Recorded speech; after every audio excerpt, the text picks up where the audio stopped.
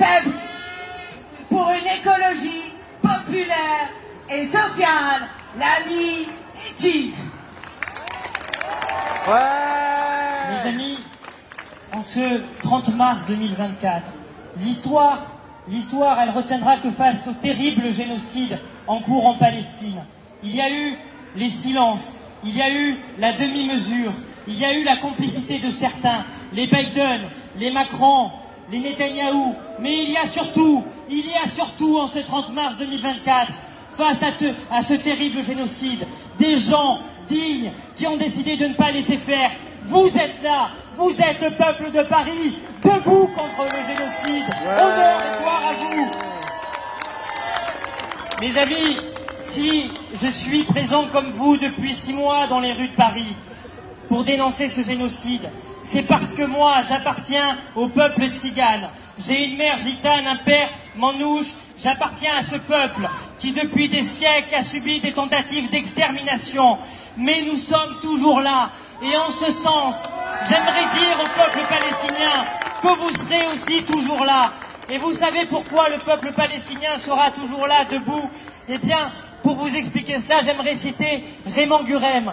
Raymond Gurem qui était un grand résistant tzigane. Il disait, en parlant des nazis, en parlant des collabos de la police française qui sont là partout autour, il disait, ils ont eu la graisse, mais ils n'auront pas la peau. Alors moi, aujourd'hui, en ce 30 mars 2024, je dis, vous avez peut-être eu la graisse des Palestiniens, mais vous n'aurez pas leur peau. Mes amis, aujourd'hui, le devoir nous oblige de nommer les choses, de mettre les termes. Alors disons-le clairement, le sionisme, c'est une idéologie coloniale, calquée sur le modèle du colonialisme et de l'impérialisme français et anglo-saxon. Il faut le dire, mais aussi parce qu'aujourd'hui c'est la journée de la Terre. Il faut dire que le colonialisme, c'est la racine de la crise écologique. Le colonialisme accouche des crises écologiques. Parce qu'aujourd'hui, les conséquences, le visage du colonialisme et du sionisme israélien au XXIe siècle, c'est les puits qui sont bouchés, c'est les oliviers qui sont arrachés, c'est les pipelines qui alimentent l'Occident, c'est les projets immobiliers sur la bande de Gaza, c'est les colonies en Cisjordanie. Voilà aujourd'hui le visage de l'indignité. Mais nous ne laissons pas faire.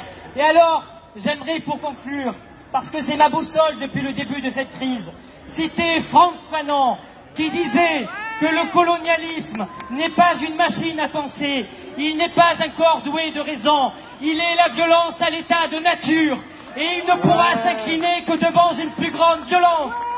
Les amis, gloire à la résistance, gloire aux combattants palestiniens qui ont pris de leur vie, résistent depuis 1948 au Pamo. Gloire à eux qui font le choix de mourir dignes plutôt que de survivre dans l'indignité. Voilà le chemin qui doit être le nôtre. Et aujourd'hui, nous n'avons pas peur des procès qu'ils nous font en complaisance avec le terrorisme ou je ne sais pas quoi. Parce que la vérité, c'est que nous sommes du côté de l'humanité. Nous sommes du côté de ceux qui luttent contre l'horreur. Et nous ne lâcherons rien.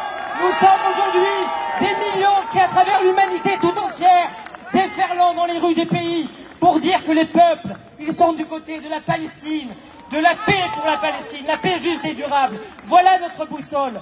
Et nous ne serons jamais du côté des dirigeants occidentaux qui seront jugés par l'histoire. Le temps aura raison d'eux. Et